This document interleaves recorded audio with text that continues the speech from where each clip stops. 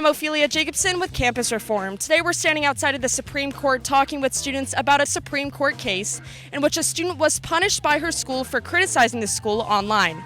What side do students think the court should take? Will freedom of speech prevail? Let's find out. Have you or someone you know ever posted something critical or negative about the school or university that you attend?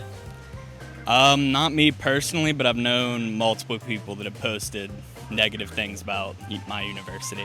I don't think I have, but there are posts and stuff that I've liked that are critical of my school. I didn't, but many of my friends did, and obviously it's important for them to have the freedom to do that, so yeah. Did they ever get punished for posting that rant or for being critical of the school? Not that I know of, no.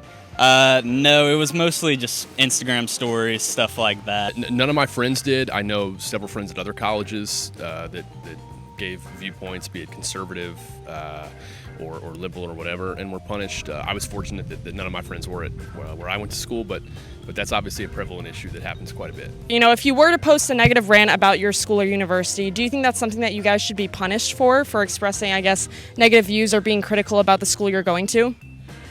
I really don't think that you should be punished for saying something negative against the school or whatever, unless it's you're insinuating something violent. Then I think that you should be punished in some extent. It's just constructive criticism for the most part, so why not?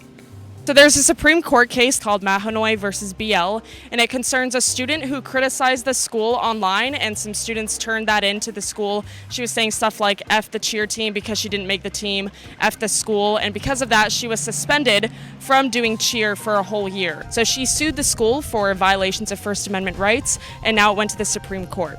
In your guys' opinion, what side should the Supreme Court take? The side of the student or the side of the school? The student.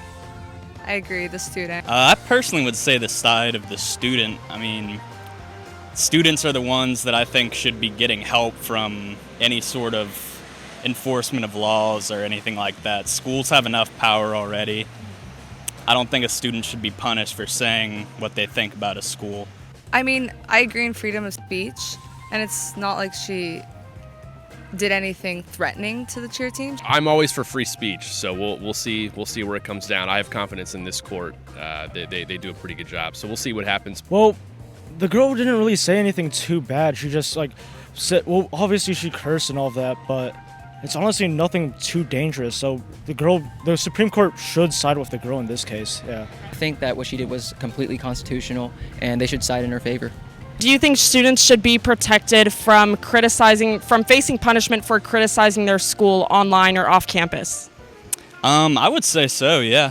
I don't know, it just doesn't seem right that just posting something online or anything like that would have enough of an effect to get you out of something that maybe she loves cheer or something like that. I'm not sure, but it just doesn't seem right to me that a school would punish someone so severely for just saying what they think. Do you think public schools have the ability to prohibit any type of speech that goes against that? Do you think that is protected under the First Amendment? I wouldn't think so, especially because it's a public school, that they shouldn't really limit what students say. I don't think that they should limit what we can say as students. I don't think that's right, because that takes away most of our experience. I feel like we're trying to learn and grow, and we lose that ability whenever our freedom of speech gets taken away. We're talking about students. Let's switch gears and talk about professors now. Do you think professors should be punished for things that they say in the classroom? We've seen a lot of stories. For example, someone at Yale said that she wants to take a gun to white people's heads.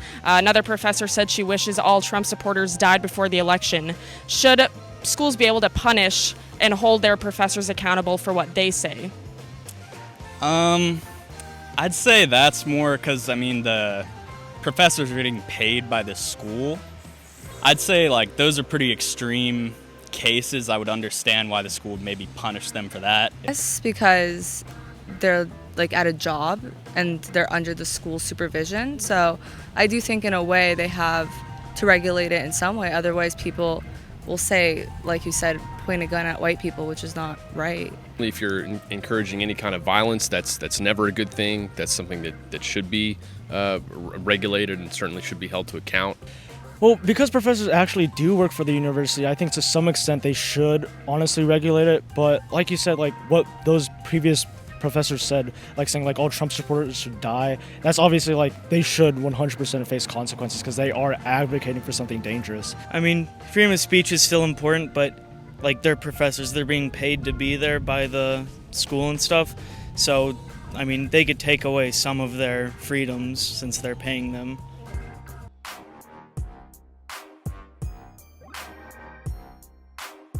My name is Addison Smith and I'm with Campus Reform. Thanks so much for watching, and it really helps if you like and leave a comment. Also, don't forget to subscribe right here so you can stay up to date on all of our content. If you want to help us to continue to make these videos, please donate to the link here. And lastly, if you want to get hooked up with some of our swag, click here.